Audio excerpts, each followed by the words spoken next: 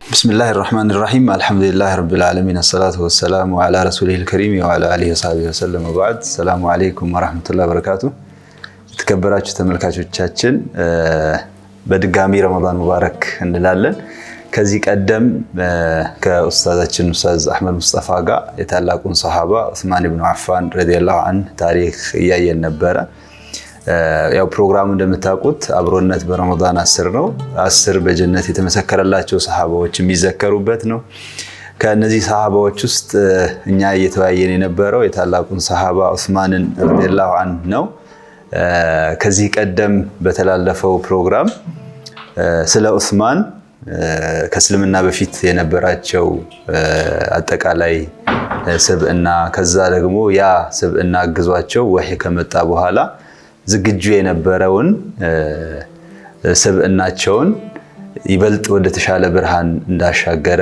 ተመልክተናል በጥቅሉ ሱሐባዎች ማለት ሞዴል አላህ Subhanahu Wa Ta'ala ምድር ላይ የሚፈልገው አይነት ስብዕና ማለት እንደሆኑና ዑስማንም ከነዛ ውስጥ ቁንጮ የተመረጡት መሆናቸውን ለማየት ሞክረናል ካስታወሳችሁ የቆምነው ዑስማን ረዲየላሁ ዐንሁ ከእስልምና በፊት በነበራቸው ብርሃን ወይም መልካም አዎንታዊ ስብዕና ምክንያት ከቀደምት ወይም ደግሞ ቀድሞ እስልምናን ከተቀላቀሉ ሱሐባዎች መሆናቸውን አንስተን ለዛ የረዳቸው ተፈጥሯዊ ማንነታቸው ላይ ረጅም ጊዜ ወይም ደግሞ መቆየታቸው እንደነበረ ከኡስታዝ ጋር ለመከታተል ሞክረናል ኢንሻአላህ ቀጣይ ሐሳቦችን ዛሬ ከኡስታዝ አህመድ ሙስጠፋ ጋር በድጋሚ ለማየት እንሞክራለን መልካም ቆይታ እንዲሆንላችሁ እንመኛለን طيب بسم الله الرحمن الرحيم الحمد لله رب العالمين والصلاة والسلام على رسول الله صلى الله عليه وسلم يا عثمان بن عفان رضي الله عنه ሌላኛው አንኳር ነጥብ ስደታቸው ስደቱ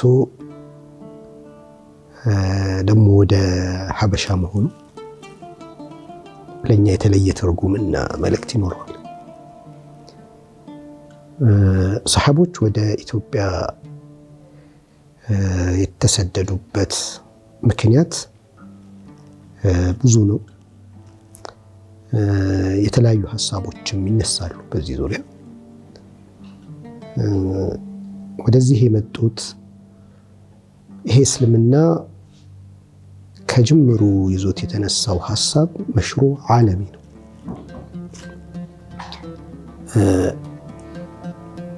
የዑስማን ብን አፋንን ታሪክ ስናይ ማየቱ የሚያስፈልገን አንዱ በታሪካቸው ውስጥ የምንማረው ነገር ያጎደልነው የምንሞላውን ነገር ፍለጋም ነው ስለዚህ ከእስልምና ባህሪ ውስጥ አንዱ ዓለም ነው መሽሩዕ ዓለሚ ነው ይሄንን ደግሞ ያወጀው ገና መካ ላይ ያለ ሱረቱል ፋቲሃ መካ ላይ የወረደ አምስተኛው አያ ነው አምስተኛው ሱራ ነው ሲጀምር ምን ይላል بعد أعوذ بالله من الشيطان الرجيم بسم الله الرحمن الرحيم أعوذ بالله من الشيطان الرجيم ሲል ከሰማይ ከሚመጣው ብርሃን ውጪ ምድር ላይ እንዲስፋፋ የሸይጣን የሚያደርገውን ጨለማ በዚህ ብርሃን እንደምንጠነቀቅና ልንጠነቀቅ እንደሚገባን የሚያውጀው ነው ሁለቱን ዓለሞች ነው የሚገልጽልን ቢስሚላሂ الرحمن الرحيم የኢስላምን ብርሃንና ረህመት የሚገልጸው ነው ዓለም ሁለት ነው ያለው። አንደኛው ሸይጣን ማለት ከመልካም ነገር ከጥሩ ነገር በጣም ብዙ ርቀት ላይ ያለ ማለት ነው። ረጂም ማለት ደግሞ እዝነት የሚባል ነገር በውስጡ የሌለው በጭካኔ የተሞላ ማለት ነው። ከሰማይ ከመጣው ብርሃን ውጪ ምድር የሚያፈልቀው ፍልስፍና፣ አስተሳሰብ፣ ርዕዮተ ዓለም በሙሉ ሸያጢነል ኢንሲ ወል ጂን የሚያቀነቅኑት ለሰው ልጅ ክፉና ጭካኔ ያለበት። እስላም የመጣው ደግሞ ረሕመት ነው፣ ከዚህ ጭካኔና ጨለማ ሊያወጣ ነው። ስለዚህ ምን ይላል? አልሐምዱሊላህ ረቢል ዓለሚን የዩኒቨርሱ አጠቃላይ ረቢ ሆነው ብሎ መሽሩዑ ከዓለምም የተሻገረ መሆኑን ይገልጻል። ስለዚህ የሰሃቦች ዝግጅትና መረዳት ዓለምን ከጨለማ ገፎ ብርሃን ሊያወርሳት የመጣ አንድ ትልቅ የሰማይ መልእክት ነው። ይሄ መልእክት ደግሞ መካ ውስጥ በሚኖር ጫናና ስቃይ ውስጥ እውን ማድረግ አይቻልም። ምን ይፈልጋል? ይሄን ብርሃን ማድረስ የሚችልበት ከግለሰብ እስከ ማህበረሰብ እስከ ሀገር ግንባታው መከናወን አለበት። ይሄንን ፕሮጀክት እውን ለማድረግ አማራጮች መፈለግ ነበረባቸው። ከዛ አማራጭ አንዱ ይሄ ስደትና ኢትዮጵያ ናት። ይሄ ብርሃን ለዓለም ሊሰራጭበት መቆሚያው ሊሆን ከሚችልባት ሀገር አንዷ ኢትዮጵያ ከሰማይ ተመርጣ በረሱሉ ሰለላሁ ዐለይሂ ወሰለም አመላካችነት ዑስማን ብን አፋን ወደ ሀገራችን መጥተዋል። የዑስማን ብን አፋን ሂጅራ ከራሳቸው ማንነት አንጻር ያስተምረን ብዙ ነገር አለው። በሀገራቸው የተከበሩ ሀብቱም ክብሩም ስልጣኑም የነበራቸው፣ ነገር ግን የመጣው ብርሃን ከዚህ ሁሉ በላይ የላቀ መሆኑ ስለተረዱ ይህን ሁሉ መስዋዕትነት ከፍለው ያደረጉት ጉዞ ነው። ስለዚህ በዚህ ውስጥ ምን እናያለን? ይሄ ወሕይ ገና ከጅምሩ በ5 ዓመት ቆይታ ውስጥ የብርሃኑ ከፍታ ስልጣንንም ሀብትንም ዝናንም ምድራዊ ድሎትና ምቾትንም ንግድንም ሁሉ የሚያስጥልና የሱን ከፍታ ተረድቶ ሁሉ ነገር ትንሽ እንደሆነ እንዲረዳ የሚያደርግ መሆኑ ነው። ዑስማን ጋር የገባው ብርሃን በዛ ማህበረሰብ በጣም ይደነቁ የነበሩ ነገሮች ሁሉ ባለቤት ነበሩ። ግን ብርሃን ሲመጣ፣ ወሕይ ሲመጣ እነዚህ ነገሮች ሁሉ ትንሽ መሆኑን ተረዱ። ይህን ሁሉ ነገር ጥለውት ለመጣው ብርሃን መሳካት አስተዋጽኦ ለማበርከት ወደ ስደት ሄዱ። ይሄ ከዑስማን ብን አፋን ረዲየላሁ ዐንሁ አንፃር ስናየው፣ ከአጠቃላይ ከመሽሩዑ አንፃር ስናየው ደግሞ ሀገራችን መመረጧ በራሱ በጣም ትልቅ ነገር ነው። ትልቅ ታሪክ ነው። ትልቅ ክስተት ነው። እኛ ስላባከን ነው እንጂ ይሄ ጉዳይ እንዲሁ ዑስማን ብን አፋን ረዲየላሁ ዐንሁ ኢትዮጵያ መጥተው ነበር ተብሎ የሚታለፍ አይደለም። ረሱል ሰለላሁ ዐለይሂ ወሰለም በጊዜው ስለ ኢትዮጵያ የገለጹት ነገር ዳግም ሁሉም ኢትዮጵያዊ ያ ገጽታ እንዴት ነው ሊመለስ የሚችለው ብለን እንድናስብ እንደ አዲስ ጥያቄ መፍጠር አለበት።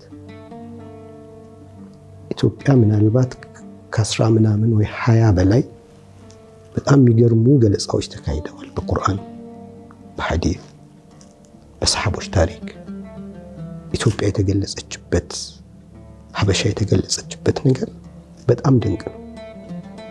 ዛሬም ጭምር የኢትዮጵያውያኖች ህልም ሆኖ ልናሳካው ብንጥርበት ትልቅ ቪዥን ነው። ጥቂቱን ብናይ አርድ ሲድቅ ናት።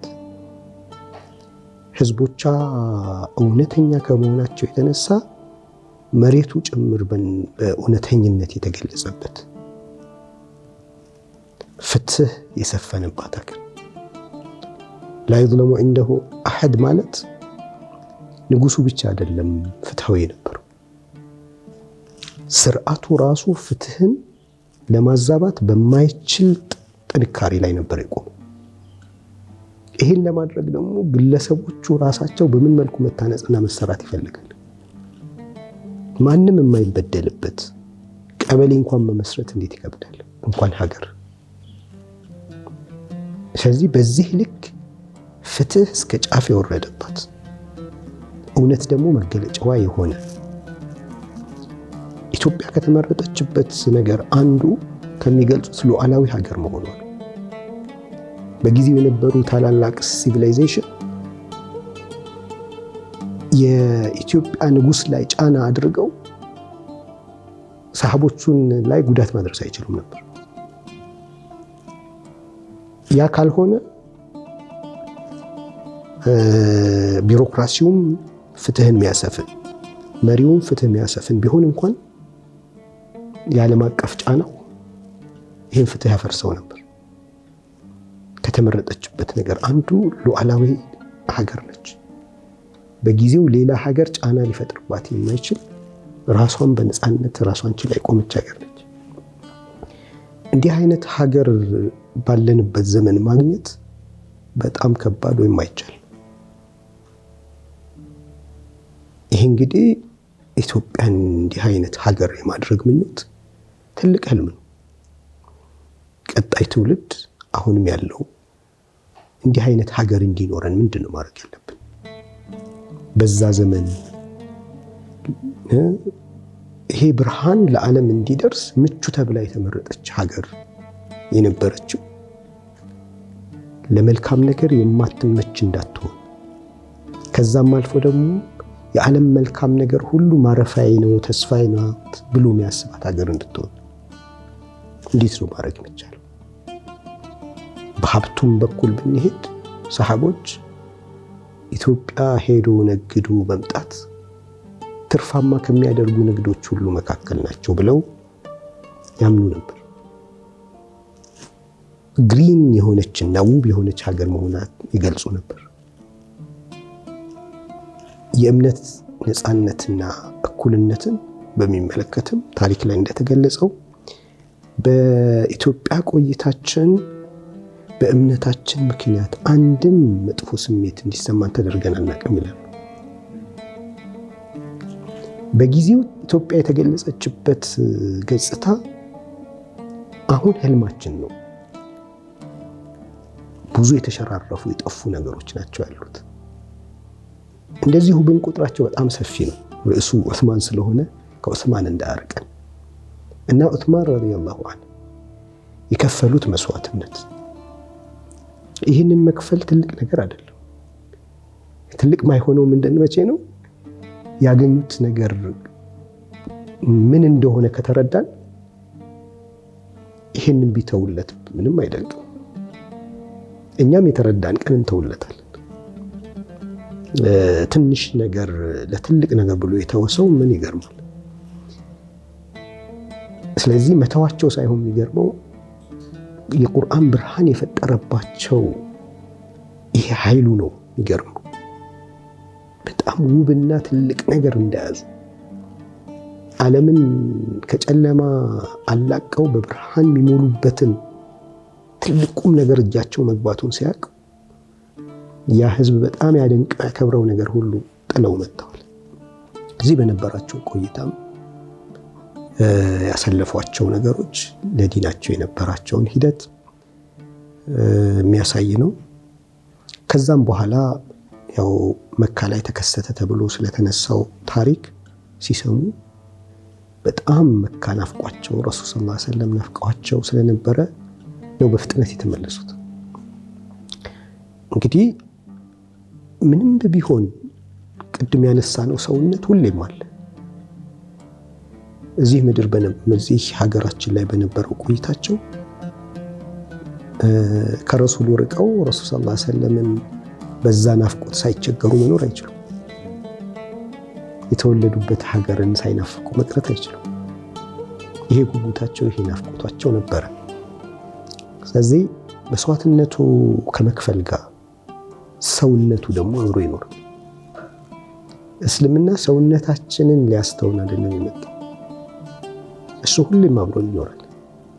መናፈቁ፣ መጓጓቱ፣ መፍራቱ፣ መስጋቱ፣ ይህ ነገሮች ሰዋዊ ነገሮች ይኖራሉ። ግን የቁርአን ኃይል ይህንን ነገር አሸንፎን እንድንወጣ ነው የሚያደርገው። ከዑስማን ብን አፋን እንግዲህ የሂጅራ ቆይታቸው የምንማራቸው ብዙ ነገሮች ይኖራሉ። እነዚህን ተማምረን እንግዲህ ሌላም ታሪካቸው ጊዜ የሚወስድና መማር ያለብን ስለሆነ ወደዛ እንሻገራለን ኢንሻአላህ ተዓላ። እረፍት ወስደን ደግሞ ኢንሻአላህ ቀሪ ሀሳቦችን ወደ ተመልካቾቻችን እናሳልፋለን። ተከበራችሁ ተመልካቾቻችን ሳትርቁ አብሮነት አብሮነት አብሮነት አብሮነት አብሮነት አብሮነት አብሮነት ወደ ተመልካቾቻችን ተመልሰን መጥተናል። ከኡስታዝ አህመድ ሙስጠፋ ጋር የዑስማን ኢብኑ አፋን የሂጅራ ወይም ደግሞ ወደ ሀበሻ ያደረጉትን ስደት እዛ ላይ የነበሩትን ሂደቶችና አንዳንድ ነገሮችን ተመልክተናል።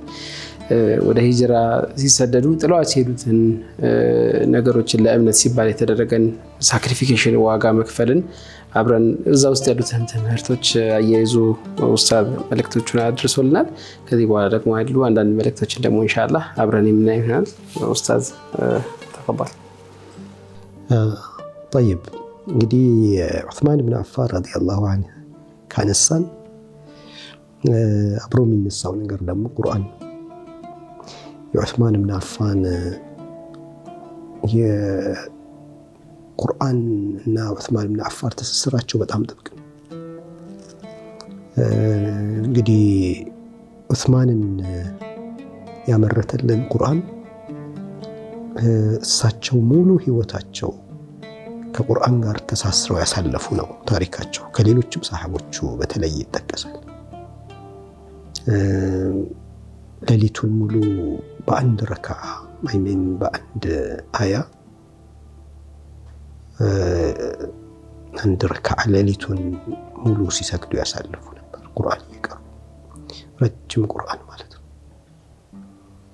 እና በህይወት ዘመን እንኳን መሞከርና ማሳካት በራሱ በጣም ትልቅ ነገር ነው። ዑስማን ልምዳቸው ሆኖ ይሰሩት የነበረው ነገር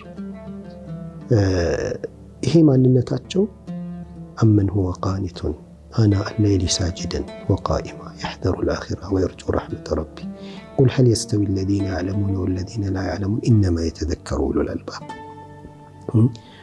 ዑስማንን ይሄ ሌሊቱን ሙሉ ረጅም እንዲያነቡ ያደረጋቸውን ነገር ብንወስድ ይሄንን ማንነት የሰራው ቁርአን እናገኛለን። ይሄንን ማንነት የሰራው ደግሞ የረሱል ሰለላሁ ዐለይሂ ወሰለም ሞዴል እናገኛለን። ይሄንን የሰራው ሐዲስ እናገኛለን። እነዚህ እንግዲህ የተሰሩበት ነው። ሰሃቦች ቁርአን አላቸው፣ ረሱል ሰለላሁ ዐለይሂ ወሰለም ሞዴል አላቸው፣ የረሱል ሰለላሁ ዐለይሂ ወሰለም ምክር አላቸው። በዚህ ታንጸው ሌሊታቸው ሁሉ በቃ ረጅም ቁርአን ያየቀሩ እና ምን ይሉ ነበረ? ቀልባችሁ እንደው ጤነኛና ንጹህ ቢሆን በምን መልኩ ቁርአንን ቀርታችሁ ልትጠግቡትና ልታቆሙት ትችላላችሁ ይላል። ከቁርአን ፈጽሞ ልትጠግቡ አትችሉም ነበር። ስለዚህ ዑስማን ከተነሱ ተደቡርን በቁርአን ረጅም ጊዜ ራስን ማነጽን፣ በቁርአን መነካትን፣ ረጃጅም ረካዓዎችን እነዚህን አብረን እናስታውሳለን። ይሄ ሲሆን ደግሞ አብሮ የዱንያ ስፋቱና ዓለሙን ደግሞ ብናይ እኛ ገና ጣጥለኛ ያፋታናቸውን ነገሮች በምን መልኩ እንዳዋሃዱ እናያለን። ሌሊታቸው በአንድ ረክዓና በተወሰኑ አያዎች የሚያነጉ ዑስማን ቀናቸው ደግሞ ይህን ያህል ሀብት ልታፈሩ የቻሉት ምን አይነት ስትራቴጂ ተጠቅማችሁ ነው ተብለው እስኪጠየቁ የደረሰ ሀብት ነበራቸው። በዚህ ዘመን ከታሪክ ላይ የተጠቀሱ የዑስማን ሀብቶችን ወርቅ ዲናሩን ወደ ብር ቀይረው በዚህ ዘመን በዶላር ብንተምነው ስንት ሊሆን ይችላል ብለው ይተምናሉ። የሰሃቦች ሀብት የሚል መጽሐፍ አለ እና ከ1.8 እስከ 2 ቢሊዮን ዶላር ይገመታል ሀብታቸው። ይሄ ማለት እንግዲህ ቀን ማታ ኢንፋቅ ሲያደርጉ እንግዲህ በጦርነት ጊዜ በጣም የገንዘብ ጥረት በተከሰተበት ጊዜ ያን ሁሉ በጀት የመደቡት ዑስማን ብን አፋን ናቸው። ከዚህ በኋላ የዑመር ምንም ነገር አይጎዳውም እስኪሉ ረሱል ሰለላሁ ዐለይሂ ወሰለም ማለት ነው። ከዚህ በኋላ ዑመር ምንም ቢያጠፋ አይጎዳውም። ባህር ነው በቃ። በባህር ላይ ትንሽ የጠብ የምትል ነገር አይነችስም። እንደዛ እስኪሉ ድረስ ሰጥተው በሺ የሚቆጠር ግመል ድህነት ረሃብ በነበረበት ጊዜ ሲገባ በዚህ ዋጋ እንግዛችሁ ሲሏቸው ከዚህ በላይ ይሰጠኛል እያሉ እንዴ ከዚህ በላይ የሚሰጥ ማን ይኖራል ሲላቸው አላህ Subhanahu Wa Ta'ala በ10 አባዝቶ ከዛ እጥፍ አድርጎ ሰጥቶኛል ብለው ሙሉ ሰጥተው ቁርአን የገለጻቸው الذين ينفقون أموالهم بالليل والنهار سرا وعلانية ያላቸው ይሄ ሁሉ እየሰጡ ቀን ማታ እየሰጡ በግልጽ በድብቅ እየሰጡ የቀረው ሀብታቸው ቢደመር ወደ 2 ቢሊዮን ዶላር የሚጠጋ። ይሄንን ስናስብ 100 ምናምን ሺህ ባለበት ሰው መሃል ነው ይሄ ብር ያፈሩት። 120 ሚሊዮን ሰው ባለበት ቢመጡ ዑስማን ስንት ነው የሚያፈሩት? ይህንን የሁለቱን ዓለም ውህደት የሁለቱን ዓለም የጋራ ስኬት ሳይነጣጠልባቸው ሰርተው ያሳዩ ናቸው። ቁርአናቸው፣ ሌሊታቸው፣ ኢንፋቃቸው፣ ሀብታቸው የዚህ ሁለቱ ዓለም ስኬት ረበና አቲና ፊዱንያ ሐሰነ ወፊል አኺረቲ ሐሰነ ወቂና አዛበን። ዑስማንና ቁርአንን ስናነሳ ቁርአን በተለያዩ ጸሐፊዎች እየተጻፈ ለስህተት በር እንዳይከፈት ይሄንን የፊትና በር የዘጉት ዑስማን ብን አፋን ናቸው። ዛሬ ዓለም ላይ ያለ ሙስሊም ሁሉ ቢቀራበት ሙስሐፍ የዑስማን ብን አፋን አሻራ አለበት ረዲየላሁ ዐንሁ። እንግዲህ በዚህ ስራቸው ሁላችንም እሳቸው አካውንት ውስጥ ነው አጅር ብንልከው እስከ ቂያማ ድረስ የማይቆም የኸይር ስራ ከፍተው ነው የሄዱት። የሰጡት የውሃ ጉድጓድ፣ የሰጡት የአትክልት ስፍራ ታሪክ እስከዛሬ ድረስ በታሪክ ከማወቅ እስካሁንም ፊዚካሊ የሚታዩ የሚገኙ ናቸው። ኢንፋቃቸው ሌላ ነው። ሀብት የማፍራት አቅማቸው ሌላ ነው። ለሀብት ማፍራቱን ደግሞ ያስቀመጧቸው ስትራቴጂዎች 5 ስትራቴጂ ነው የምጠቀመው ብለው የዘረዘሯቸው። ሌሎች ታሪካቸውን ለማንሳት ጊዜ እንዳይወስድብን የኢኮኖሚ አካባቢ ያላቸውን እይታ በደንብ ልናጠናው የሚገባ ብዙ የምንማርበት ብዙ እውቀት የምናገኝበት ነው። ከዛም አልፎ የመጨረሻ ህይወታቸው ቁርአን ላይ ነው። ቁርአን እየቀሩ ይሄ ኸሊፋነታቸው በኸሊፋ ዘመናቸው ያሳኩት ነገር በሳቸው ዘመን የተከፈቱ ሀገራት የተሳኩ ጉዳዮች ብዙ ናቸው። ስለዚህ የኢኮኖሚውን፣ የፖለቲካ እይታቸውን፣ የኢባዳቸውን እስላም ቁርአን የሚሰራው ሰው ይሄ ሙሉ ገጽታውን በዑስማን እናየዋለን። የሊደርሺፕ ኳሊቲያቸውን ንግዳቸውን በምን መልኩ ሰክሰስፉል እንዳደረጉት አልፎም ደግሞ ዒባዳቸው፣ ለይላቸው፣ ቁርአናቸው፣ ለሰው ልጅ ያላቸው ምልከታቸው እንግዲህ ከዚህ ሁሉ ጋር በሙስሊሙ መካከል ደም መፋሰስ በሳቸው ሰበብ እንዳይከሰት ራሳቸውን መስዋዕት ማድረግ የተሻለ አማራጭ አድርገው የወሰዱ ታላቅ ሰሃቢ ናቸው። የመጨረሻቸው ቁርአን እየቀሩ ነው። ደማቸው እንኳን ተረጭቷል የሚለው ፈሰየክፊከሁም አላህ የሚለው አያ ላይ ከዛም በፊትም ረሱል ሰለላሁ ዐለይሂ ወሰለም የዛኑ ሌሊት ዛሬ እኛ ጋር ታፈጥራለህ ብለው ቀጠሮ አስይዟቸው ጾመኛ ሆነው ቁርአንን እየቀሩ ነው ሸሂድ የሆኑት።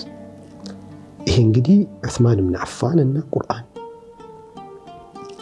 ያለው የተሰሰራቸው ዑስማን ብን አፋን ረዲየላሁ ዐንሁ ካደነቅን እሳቸውን የሰራው ያ ቁርአን የረሱል ሰለላሁ ዐለይሂ ወሰለም ሞዴልነት የረሱል ሰለላሁ ዐለይሂ ወሰለም ሐዲስ ምክሮች እነዚህን ሁሉ በጣም ማድነቅና ማክበር ይፈልጋል። የእሳቸው ሞዴልነት ለእኛ ተስፋ ነው። ሰው እዚህ ደረጃ መድረስ ይችላል ማለት ነው። ነገር ግን እዚህ ደረጃ ያደረሰውን ቁርአንንም በዛው ልክ መከተልና መውሰድ ይጠይቃል። ይህ እንግዲህ የዑስማን ብን አፋን ረዲየላሁ ዐንሁ የታሪካቸው አንኳር ጉዳያቸው ብለን ልናነሳቸው ከምንችላቸው ነጥቦች ናቸው። እንግዲህ ዑስማን ብን አፋን ረዲየላሁ ዐንሁ አንደኛው በዋናነት የሚታወቁበት ስማቸው ለየት ያለው ስማቸው ዙኑረይን ነው። ዙኑረይን የተባሉት በሁለት ምክንያት ነው። አንደኛው ከረሱል ሰለላሁ ዐለይሂ ወሰለም የአብራክ ክፋይ ከሆኑት ሁለቱ ልጆቻቸው ያገቡ በመሆናቸው ነው ዙኑረይን የተባሉት። ሌላ ደግሞ ዙኑረይን የተባሉት በሰላታቸውና በቁርአናቸው ነው። የሁለት ብርሃን ባለቤት ማለት ነው ይላሉ። ታሪክ ላይ የስሙ ትርጓሜ በሁለቱ ነው የተገለጸው። ሁለቱም ነው። የመጀመሪያውም የሁለቱ ኑሮች ባለቤት መሆናቸው ክብር ነው፣ ትልቅ ክብር ነው። የነብይን ልጅ ማግባት ማለት ነው። ደግሞ የነብይ ልጅ ብቻ ሳይሆኑ ታላላቅ ሰብዕና ያላቸው። የነብይ ልጅ ብቻ መሆን አይደለም። የነብይ ልጅ ሆኖ ኩፍር ውስጥ ሊሆን ይችላል፣ ግን ኑር ናቸው። የነዚህ ሁለቱ ልጆች ባለቤት ናቸው። ሌላኛው ሁለቱ ኑር ደግሞ በሰላታቸው ይታወቃሉ። በጣም ረጃጅም ሰላቶች። ከዛ በኋላ ደግሞ ቁርአናቸው እና እስከ ስያሜ የደረሰ ነው ማለት ነው። ሰላትና ቁርአናቸው በሰሃባ ዘመን ተለይቶ ጎልቶ ከወጣ ምን አይነት ቢሆን ነው? አብዛኛው ሰሃባ እኮ ሌሊቱ ይሄ ነው ግንኙነቱ ከቁርአን ጋር ነው አይደለም? እነሱ መካከል መሰየምና በሌላ ዘመን መሰየም በጣም የተለያየ፣ በሰላትና በቁርአን በሁለቱ ብርሃኖች ባለቤት የሆኑ ተብለው የተሰየሙ ናቸው። ስለዚህ ዑስማንን ስናስብ ዑስማንን የሰራው ሰላትና ቁርአን አብረው ይመጣሉ ማለት ነው። ጀዛከላሁ ኸይር። ሼክ ፉአድ የምታነሳው ሀሳብ ካለ ልንጠቀልል ነው። ምንም የምንጨምረው ነገር አይኖርም። እግረ መንገድ የህይወት ዘመን ሀሳቦች ናቸው የተነሱት። ሰሃቦችን ስናነሳ ሰው ልጅ ሊደርስበት የሚችለው የስብዕናን ጥግም ስለሆነ እያወራን ያለ ነው። አጠቃላይ ሀሳቡ በዋነኝነት አንኳር ሀሳቦች ተገልጸዋል። እኛም እዚህ ጋር ያለነው ሰዎች እንዲሁም ደግሞ በቴሌቪዥን መስኮት ላይ የሚከታተሉትም ሰዎች አብሮነቱን ፊል እያደረጉ እንደሆነ የተሰማኛል። ጀዛኩሙላሁ ኸይር ኡስታዝ ባረከላሁ ፊክ። የተከበራችሁ ተመልካቾቻችን የታላቁን ሰሃባ የሶስተኛው ኸሊፋ ዑስማን ኢብኑ አፋን ረዲየላሁ ዐንሁ ታሪክ ከኡስታዛችን ኡስታዝ አህመድ ሙስጠፋ ጋር የተከታተልን ቆይተናል። በጣም ያደነቅኩት ነገር ምንድነው ከዚህ በፊት የሰሃቦችን ታሪክ ከምናይበት መንገድ ትንሽ ወጣ ያለ አፕሮች ነበር ኡስታዝ የተከተለው።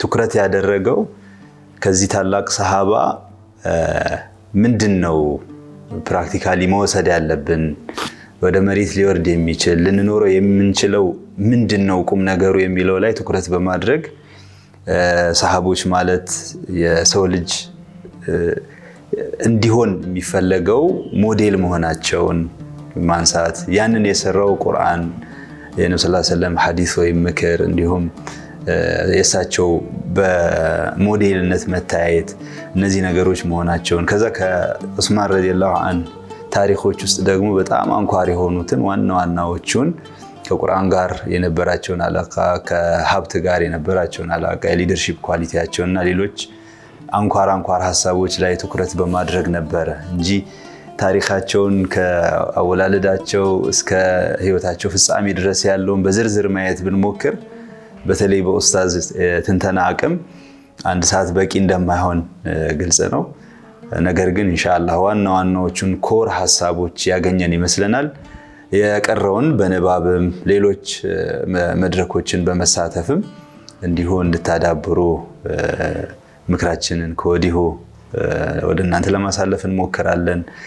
ከሌሎች የአብሮነት ፕሮግራሞች ጋር መልካም ቆይታ እንመኝላችኋለን። አሁንም ረመዳኑኩም ሙባረክ እያልን መልካም ጊዜ እንመኝላችኋለን። አሰላሙ አለይኩም ወራህመቱላሂ ተዓላ ወበረካቱ።